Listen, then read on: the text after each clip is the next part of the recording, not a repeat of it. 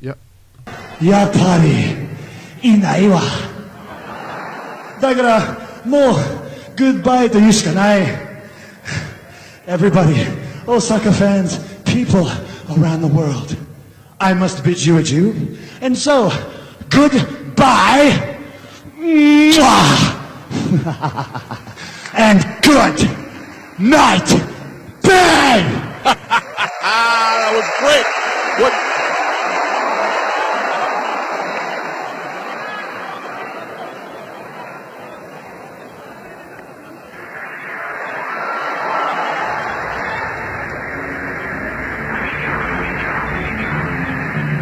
What is this?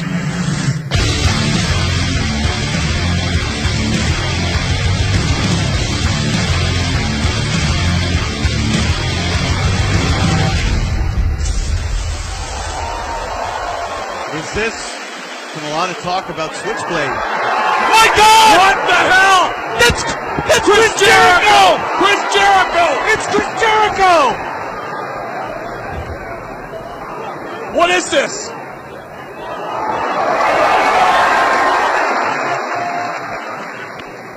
Kenny Omega.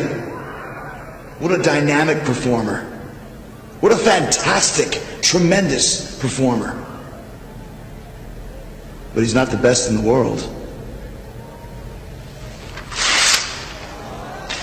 I am. So many have claimed to be the best, from Shawn Michaels to Edge to CM Punk, but they're all gone, and I'm still here.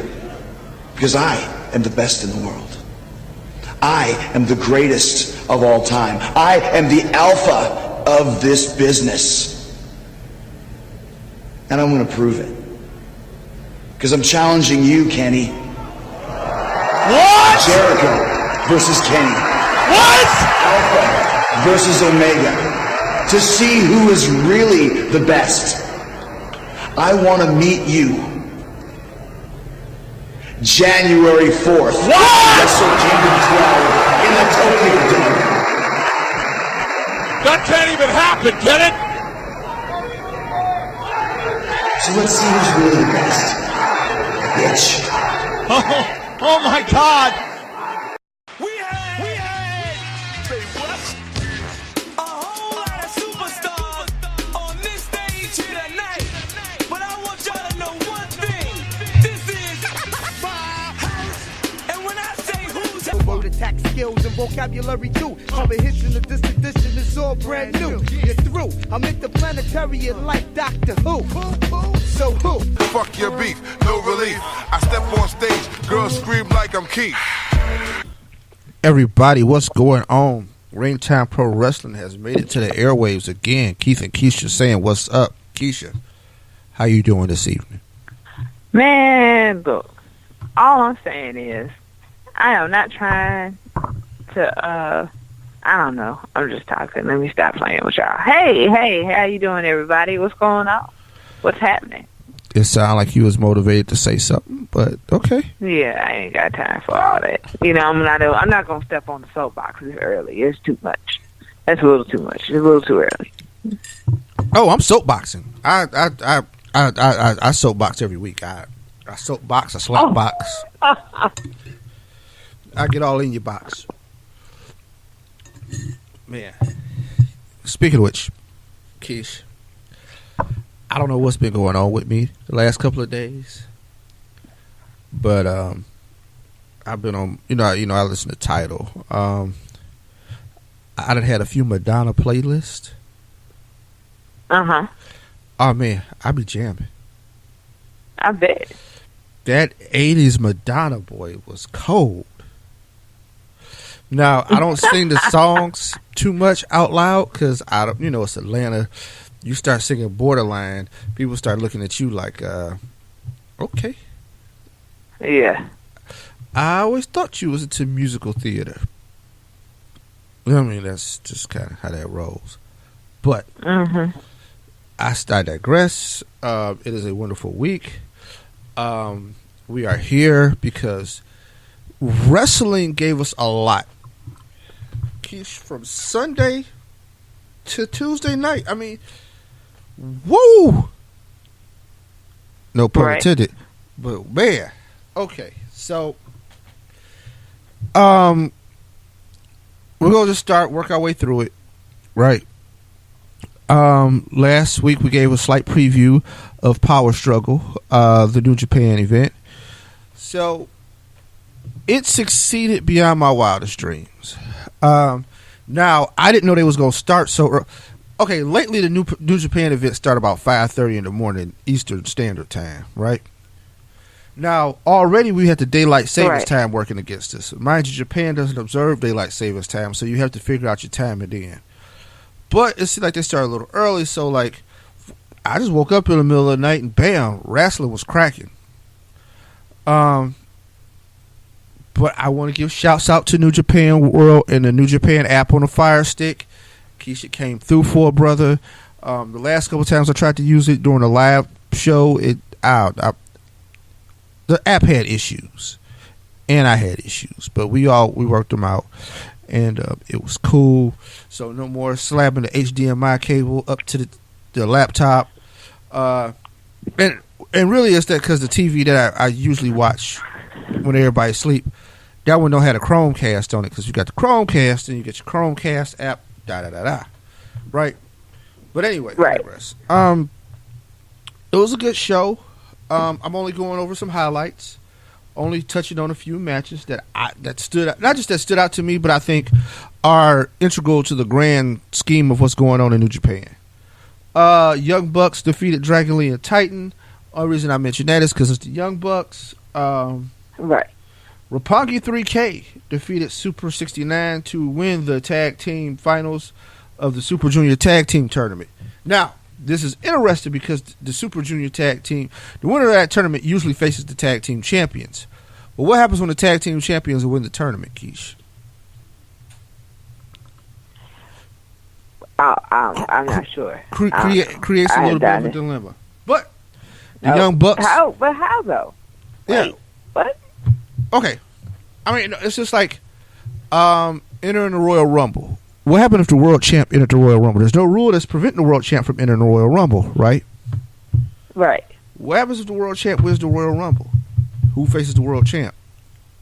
Yeah, it's true.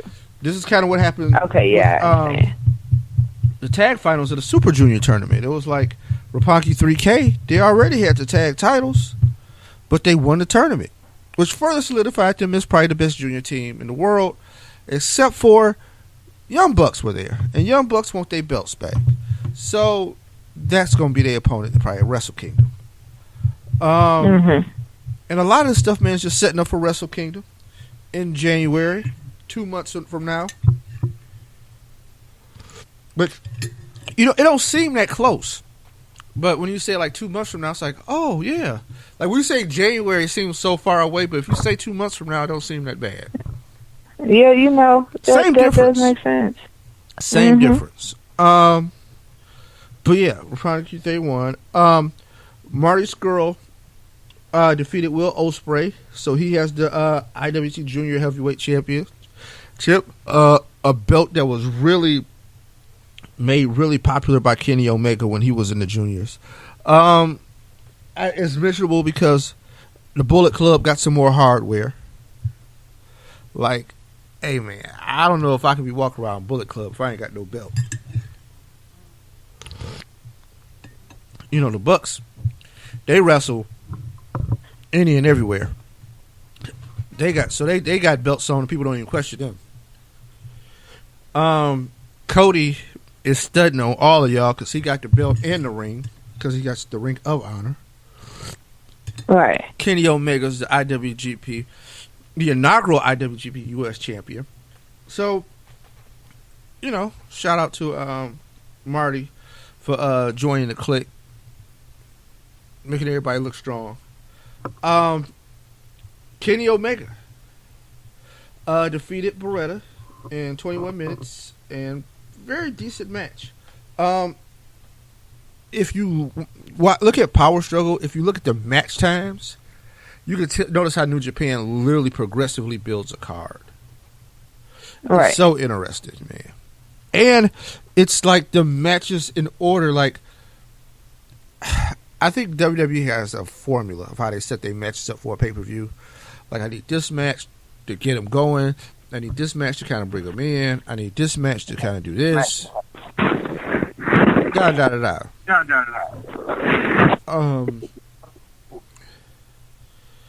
Yeah, wasn't that? But Right.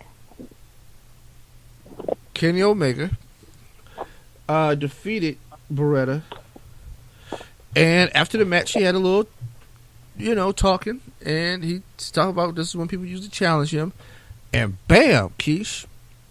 Now, if y'all listen to the opening promo, y'all know what happened, but I'm just gonna explain. Chris Jericho showed up. Chris Jericho, people. Chris Jericho. The Chris Jericho. That Chris Jericho. Now, I haven't done all my research on this, but Jericho shows up. He's on the big board, and he challenges Omega to a match at Wrestle Kingdom to find out who's the best. So all this yipping and yapping on social media actually led up to something. Because remember, they have been having like some fun on social media for a little while now, right? Right. Now I've heard rumors that the WWE knew nothing about this match with Wrestle Kingdom. I'm gonna say I doubt it. I'm pretty confident they knew. You know how I know they knew, Keish? Because he appeared on the television at the event. It'd be one thing if I set up a match and got it going. You know what I mean? That guy's still under contract. Right. This was cleared a long time ago. I think one thing that's fun with wrestling when things look like they're not supposed to happen, or you got something that looks like about that. Like you getting an inside track, like you learning something you ain't supposed to know. So it makes it fun. But I see a lot of speculation and stuff like that. New Japan and WWF has worked together before. You remember when Jushin Liger came to NXT for a one-off? I mean, the idea is probably that it's just a one-off. And people really asking, like, did Vince McMahon have no idea? And it's like, despite the initial rumors that Vince had no idea about Jericho's decision to work the match with Kenny Omega in Japan, it's now reported that McMahon may not have been in the dark about it. This is not in the dark. How can he be in the dark about it? Like that doesn't even make sense. It's because people of dirt sheets like to. I mean, I guess it's more salacious if he doesn't know, right? Like, right. Chris is just going rogue. But reality is, hey, Vince know what the deal is. If he can get Jericho on that pay-per-view, which is one of the hottest things going in the wrestling business, and Jericho can go. So Jericho just turned 47, and the guy's gonna go. And I think he's going to give Omega one of the best matches he's had in a long time.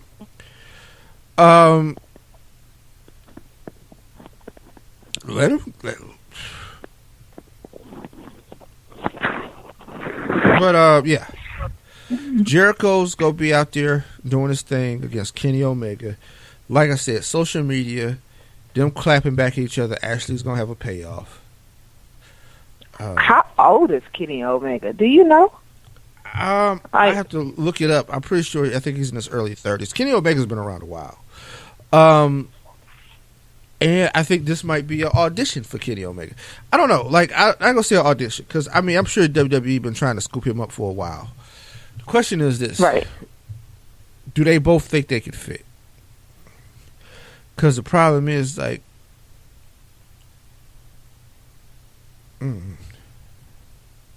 Either. But, I mean, that's a great question, though. I definitely wanted to be posed and answered. Yeah, but I mean, we'll have to see. At the end of the day, Vince, I think there's an awareness that New Japan is the hottest promotion outside of WWE in the world. Right. That kind of exposure at a Tokyo Dome show would be huge. And if you have that same person wrestling at WrestleMania a couple of months later, you can't lose. even though one guy left for company, I mean, AJ Styles, Wrestle Kingdom to WrestleMania. And I think seeing the reaction that he got, I think informed people like, oh, wow, these fans know what those fans know, and, you know, people are popular everywhere. Right. So, you know, I think this match is going to be interesting because I think people are going to expect so much out of it. Right. Agreed. But I mean, why wouldn't you? Right. At the end of the day, though, I think this match will be good for the business. I think it'll be good for everybody's career. I think people will learn some things. And it'll be good. Finishing up with New Japan. Tanahashi defended the IGP Intercontinental title successfully against Kota Ibushi. But he was met by Switchblade, also known as Jay White, who has came back from the United States. And he challenged him to a match. So Wrestle Kingdom already got like 4 or 5 matches locked up. Right. Because Okada is defending his belt against Naito. Now you got an IC match. Kenny Omega versus Jericho. The Bucks are going to take on Roppongi 3K. Like, we in good shape. It sounds like it. Yeah. Definitely sounds like it. It's starting to play out that way, too. But, you know, it was a day for big announcements and stuff like that. Because people, the night after New Japan held their press conference for Wrestle Kingdom 12. Listen, Tokyo Dome shows are huge, man.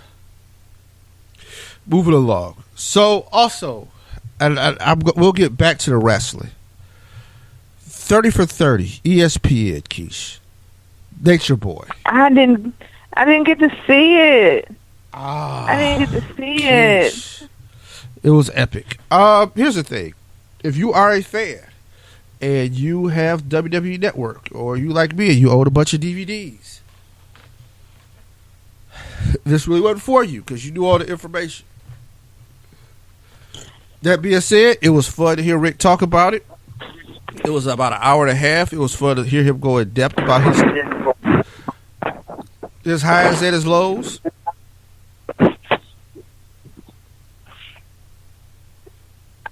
I still wanted to watch it. Yeah. Man, I still wanted to see it. I mean, granted, I'm pretty sure I know all, if not the majority of roles presented, but at the same time, it's Ric Flair, man. Like, how can you not watch something about Ric Flair? You know? Mm. Like, that's just foolish. I was dying to see it, but I couldn't do it. And I was mad. So.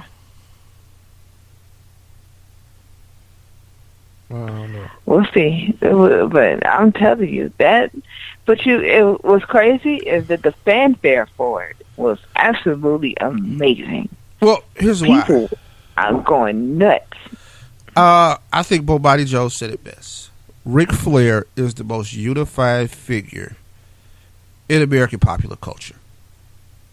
Period. Right. Point blank. And Rick touched so many people who would otherwise wouldn't get along, wouldn't talk about this. You know what I mean? Right. Politics, right, left, don't matter. Who don't love Ric Flair? Black, white, who don't love Ric Flair, Keish? And I think that's the thing. Like, the magnetism of it. It was one of the reporters brought up during the documentary. The 1980s was the wrestling boom, but that was mostly WWF and Hulk Hogan. And that was Hulk Hogan taking advantage of that WWF machine. Flair was wrestling in mostly regional territories and stuff like that, right? And with that being said, I mean, he still was like the thing. Right. Like, don't get me wrong. He wrestled a lot in like Greensboro, the Coliseum, and a lot of these big venues and stuff like that. But hey, man, Right. that dude wrestled Rufus Jones in St. Louis for about $200 one night with the world title. I was just saying that to say, came in, did his thing, left, never really played, kept it moving, but always a good soldier. They go over for rivalries. Flair versus Dusty is examined, which was a big deal. They got Undertaker out, Keith. They got Undertaker. He did some segments and helped him out and really kind of broke character, even though he was still Undertaker. But you know what I mean? He like just talked it out and told everybody, you know, it was real cool. You want me to help you break down the mystique of the Undertaker a little bit? A little bit. Not too much, though. The crew said he was like the director said he was the nicest guy in the world. Said when the camera crew and all the people came to his house, he had danishes and juice and all kinds of stuff for him, and like, hey, that's the Undertaker. You right about that. So, you get to see the promos, which I thought was a very good thing about Rick. And like all 30 for 30s, it goes dark. And with Rick, it goes dark early. And it's like this. Some of the stories he tell you are sad, Keish, but there's some stories he tell you are amazed. But It's the nature of the wrestling business, isn't it? That's how it goes, isn't it? Yeah. I mean, that's just my own personal opinion, but you know, that's pretty much how I see everything, and everyone is just kind of like, yeah, ABC, this, that, and third, blah, blah, blah, and then you smile, you take photos, you walk off. Yeah. That's it. But Flair had a really, really good 30 for 30. It's worth watching it. If you watched it once, watch it again. Hopefully, this lets ESPN wade into the world of wrestlers. Because I think wrestlers have so many dynamic stories. And, I mean, they are considered athletes, and a lot of them have backgrounds and other stuff. So, I think you can have a really good run with that. So Raw, Keish. Let's talk a little wrestling. The whole WWE is in Europe right now, kicking it. They're probably coming back soon, but they've been in Europe, touring. Word on the street is that Triple H is the third member of the Shield right now. Only at house shows, but yeah, that's what's kicking it right now. Kurt Angle appears on Miz TV, which you know is set up for disaster. But you know, Miz TV. Yeah, it was good. So, how did you rate Raw, Keish?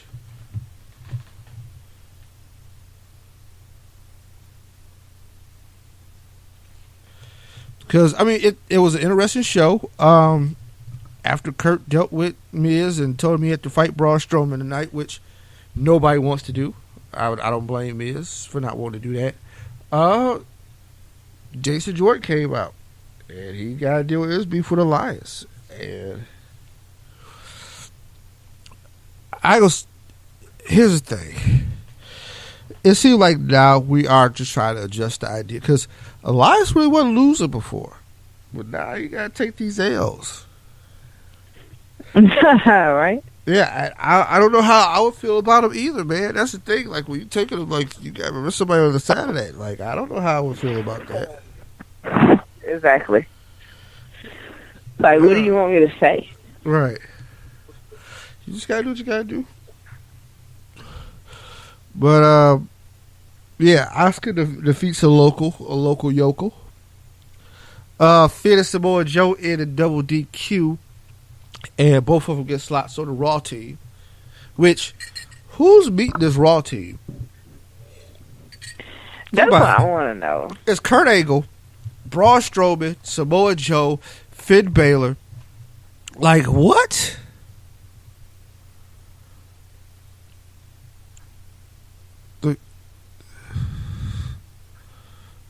I don't know.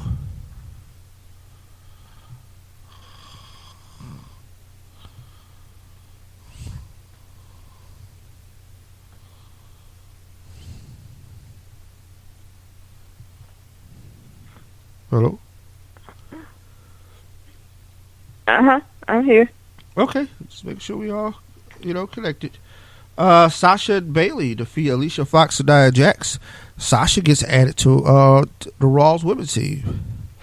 Bayley does not, which just I'm gonna trying cause to some figure out strife. how that happened. Yeah, how does that happen exactly? Because Crazy How do you Alicia's add picking a Sasha team. Banks, but you don't add Bayley. Because Crazy Alicia's picking a team. And when you got Crazy Alicia picking a team, you don't know how it's gonna work out. Yeah, you know what? There was. I think Alicia needs help picking that damn team. Girl, what are you doing? Right. Like, what are you doing? She got Nia Jax. She got so she got Nia, she got Asuka. Which, I mean, between those two, I mean, really, you don't need nobody else. But you got to fill out the team anyway, right? So it's Alicia, is Naomi. Well, Naomi said she would check, but I think that's a go.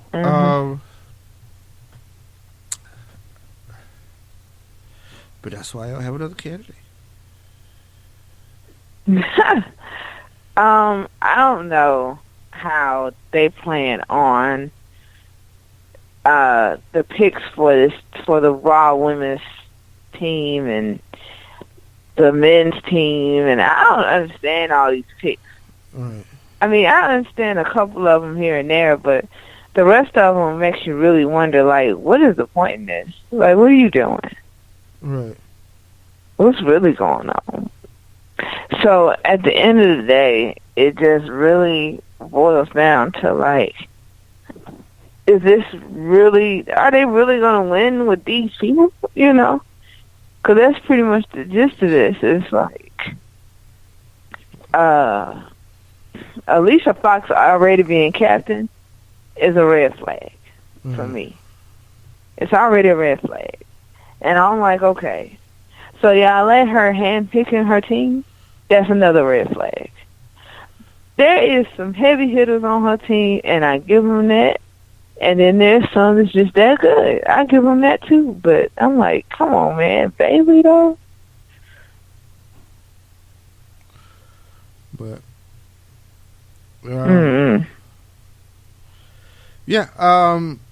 but one of the highlights of the show to me, Braun, of course, destroying Miz. Kane coming out. Kane, no selling, so we're going to build Kane up, I guess, again still. Pete Dunne, UK champion, defeats Enzo, Cruiserweight champion. Which, you could call. Pete Dunne looked like he beat up Enzo in real life. Enzo invites the UK crew to 205 Live. Yeah, of course. I mean, why not? Right? Because most of them were about that size anyway. If we want to be real, the Bar defeats the Shield, and we got new tag team champions. So that alters the Survivor Series. Because they are going to face the Usos now. Bar the Usos don't lose their belts anytime soon. But that's what's going down out there in these streets, Keish. This is awesome. Now, the New Day came and caused a distraction that made it possible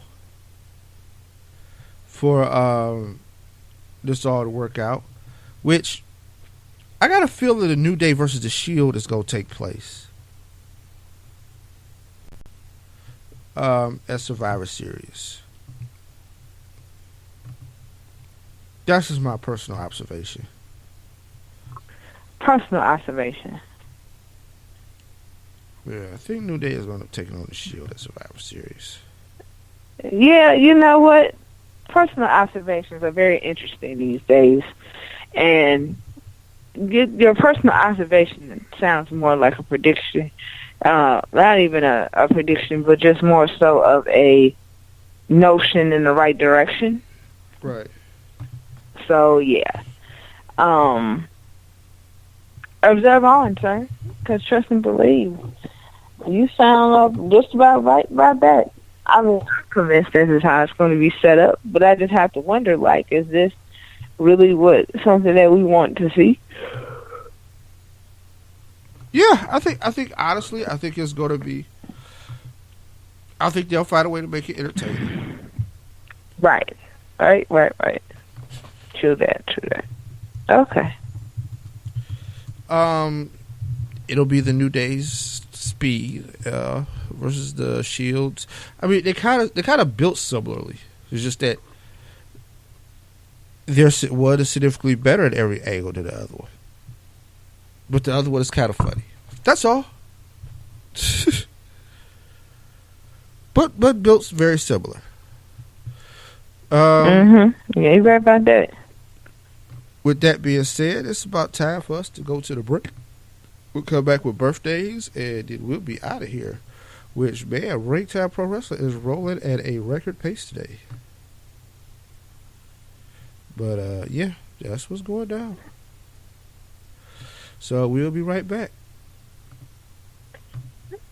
Wrestling, Ric Flair, and here is the World Heavyweight Champion. You know, girls, why don't you give it to him one more time? Woo! That's who's standing here today. The World Heavyweight Champion. Only one. And you're looking, oh, girls, I can't stand it. Now I got to talk. We all got to be quiet. Nikita Koloff, we've only just begun. That's the end of it. Dusty Rhodes, don't ever make a mistake of sticking your nose in my business. If I'm down and out, I'll get up and take care of myself.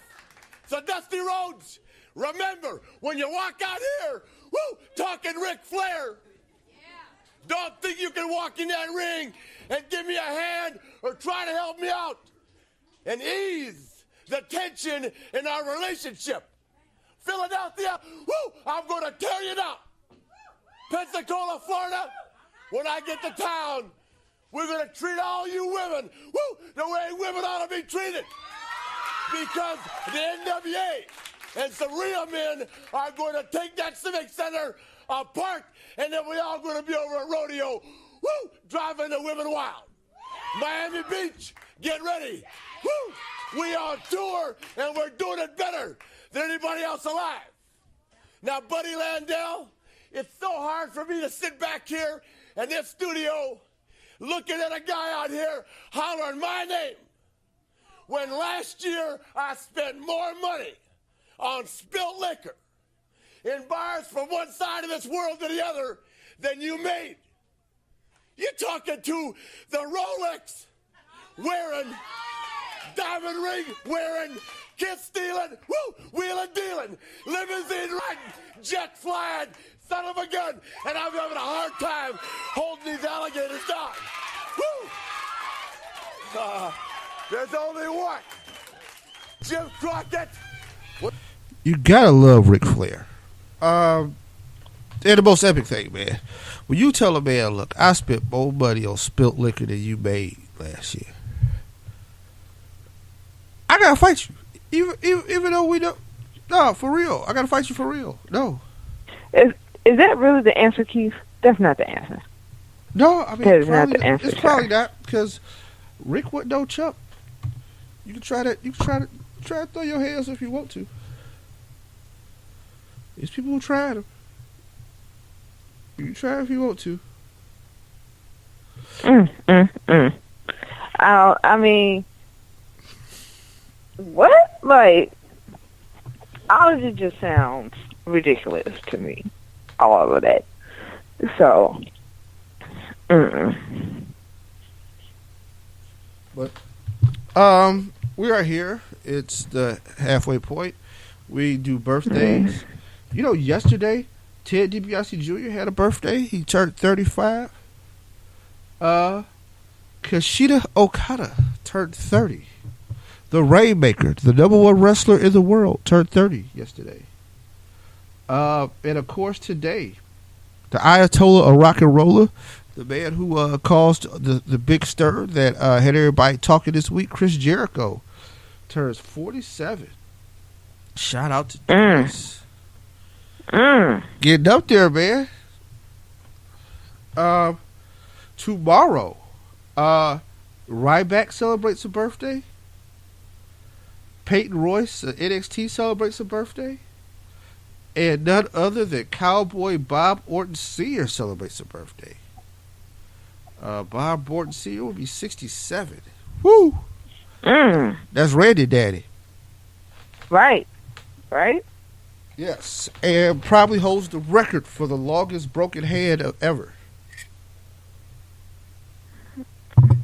Broken hand, broken arm, forearm. Man, Orton worked the hell out of that cast for some years. Just in the cast.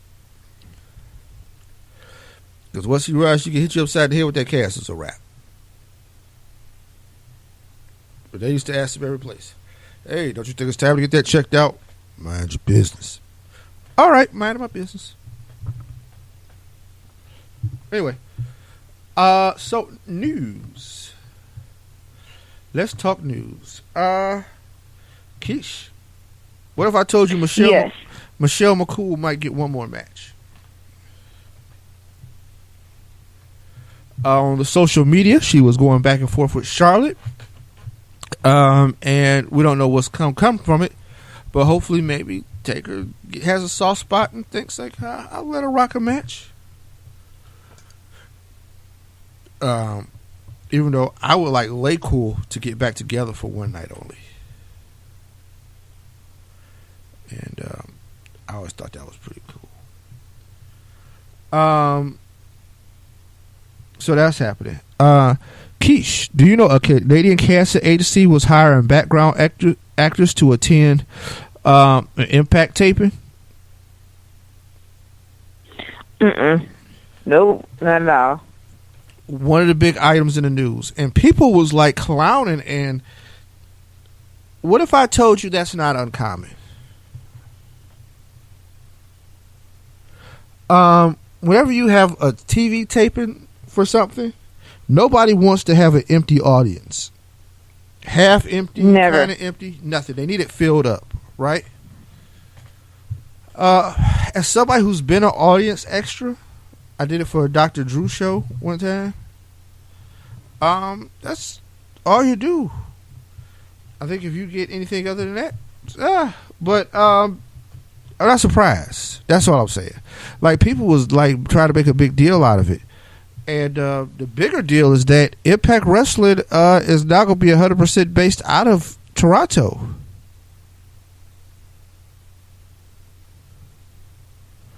So it's crazy, right? But it does happen. Also in the news, P. Diddy, apparently for his birthday, said he is changing his name to Brother Love, Keish. He said he wants to be known as Brother Love. But, yeah, that happened. Now, why did it cause a stink? Because wrestling fans like, hey man, there's only one Brother Love. That's that dude in that red shirt and that white suit that came down. When that person come towards you, they're in trouble. But yeah, so he went and Diddy run around as Brother Love. Now, I heard also came up some flack because of the Brother Love that be on Keith and the Girl, but most wrestling fans concern themselves with Bruce Pritchard, Brother Love. I love you. Yeah, kind of wonder what's kind of going on with that, but yeah, happens. The biggest news that comes out of these pikes. Keish, do you know what today marks? It is the 20th anniversary of the Montreal Screwjob. 20 years. Since probably one of the biggest, I ain't gonna say scandals, but 20 years.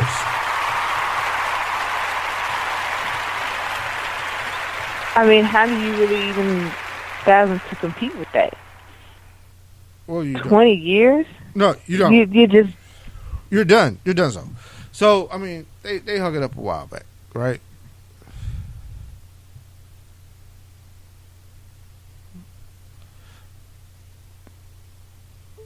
But I don't know. I'm sitting here stunned for words for no real reason. But yeah. So, it happens. Montreal. For those of you who are unfamiliar, Bret Hart, world champion, is leaving for WCW. Shawn Michaels, challenger, staying in WWF. Bret is supposed to drop the belt to Shawn. Bret does not want to drop the belt to Shawn because Bret and Shawn don't get along. And Vince made sure that belt got dropped to Shawn anyway. Like, it's...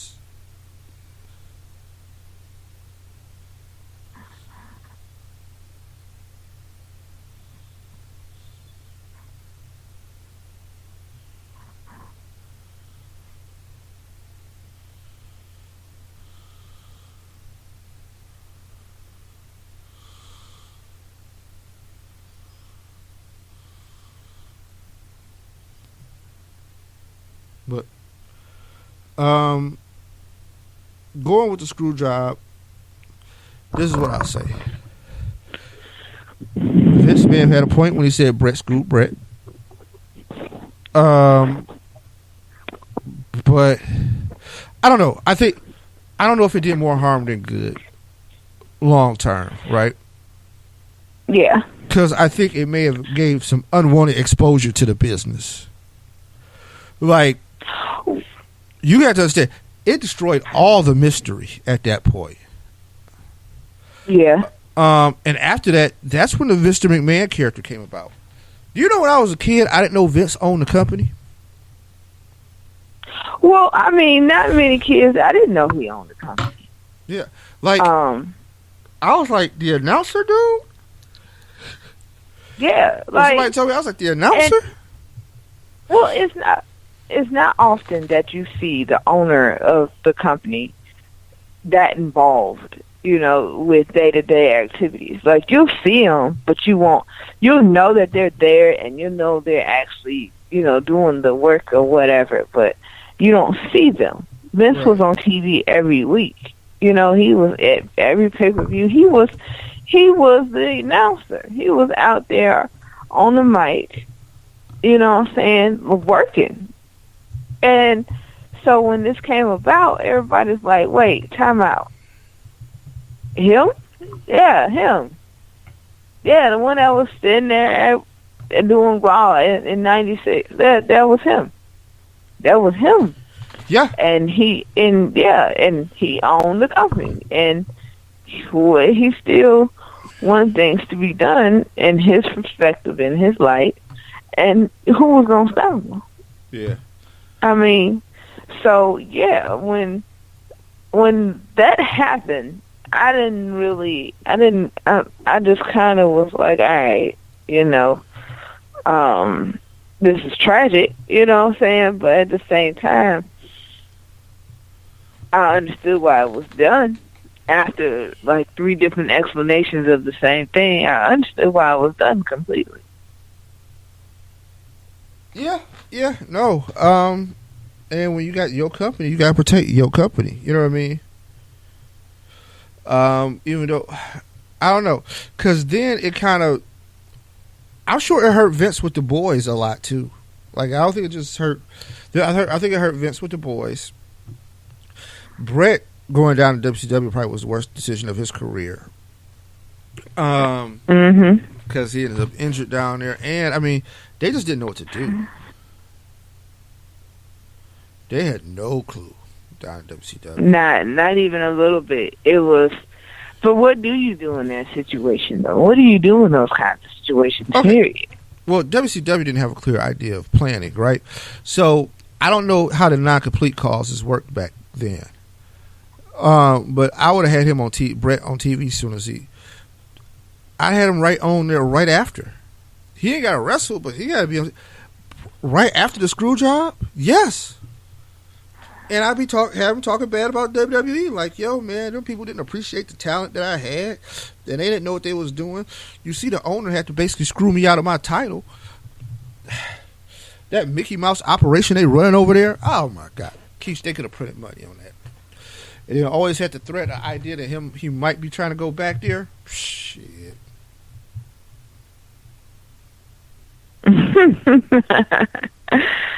Oh Lord! But like I said, for better or for worse, I don't know if it overexposed. I mean, the cat was out of the bag anyway.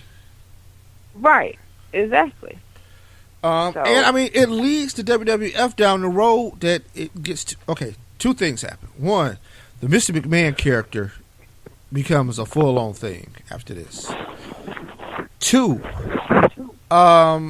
it opened a lane for Stone Cold. Stone Cold was on the come up, but we knew he was getting into that world title thing. But I think this kind of opened the lane 100% for him.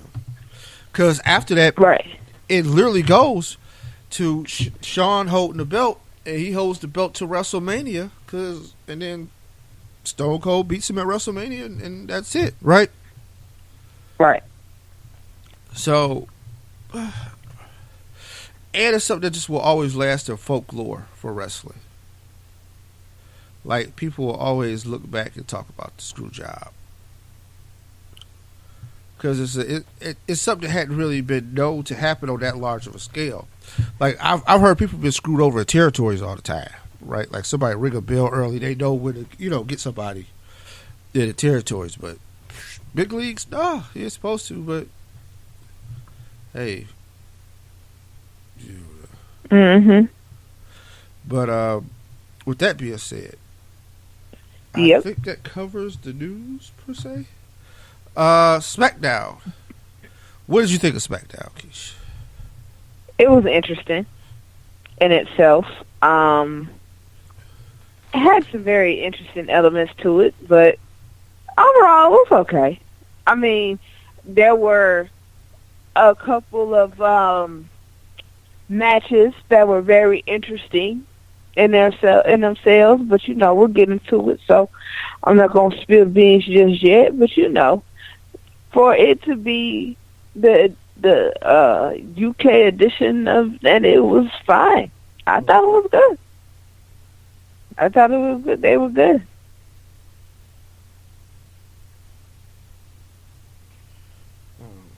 So that's my personal opinion of it, but yeah. I think a lot of people would disagree with certain aspects, but that's just life. Yeah, people do that. Yeah, I'm gonna give you the show in a nutshell. I could stand Becky Lynch and James Ellsworth because I hate James Ellsworth. Right, mortal it'll be at this point. Right. If we ever the same place at the same time, it's going down because one of us got to go. That being said, Chad Gable and Shelton Benjamin would like to see what more that match could have turned out to if one of the Usos didn't get hurt. But the biggest news out of Tuesday, Keish, do you realize if Power Struggle didn't happen and Chris Jericho didn't set the world on fire and it was we didn't take a big long retrospective look at the career times of Ric Flair, that the biggest story this week would be AJ Styles beating Jinder Mahal for the WWE title.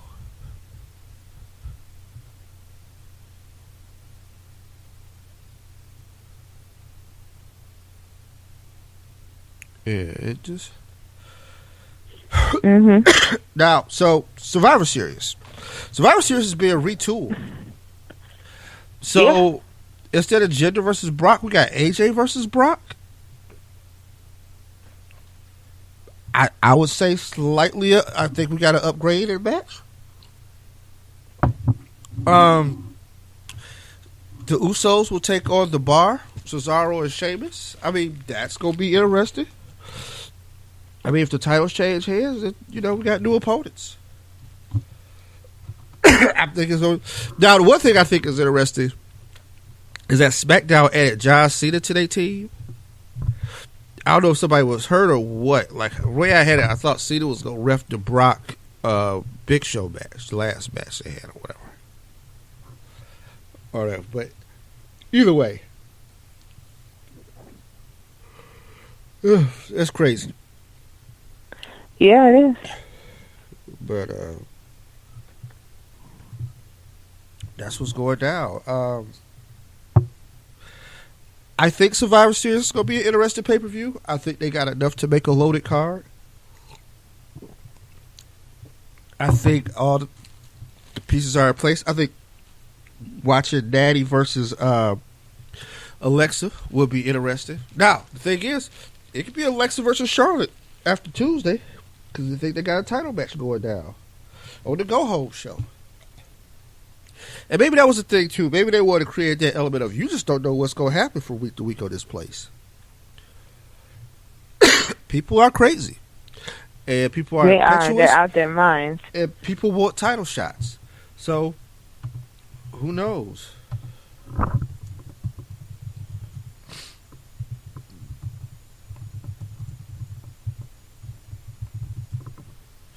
People just, I don't know. They're cruel. They're cruel than usual, and then I don't know. I mean, I don't know how else to describe it. It's like, are you serious? But with that being said, that is it for the show. We are out of here in less than an hour because we really didn't have a lot to talk about. And I thought we did, but we didn't. We'll be back next week with a full-scale preview of Survivor Series and NXT TakeOver, and we will break down War Games. And I will share with you some of my favorite War Games moments from the past and why this is incredible that the WWE is bringing back War Games. It is a match that should have been back in the lexicon of the WWE because once you own Crockett, you own all the properties. Now, right. It would have been better if they would have started this back in the day when Dusty was still alive, because this is War Games is a Dusty creation.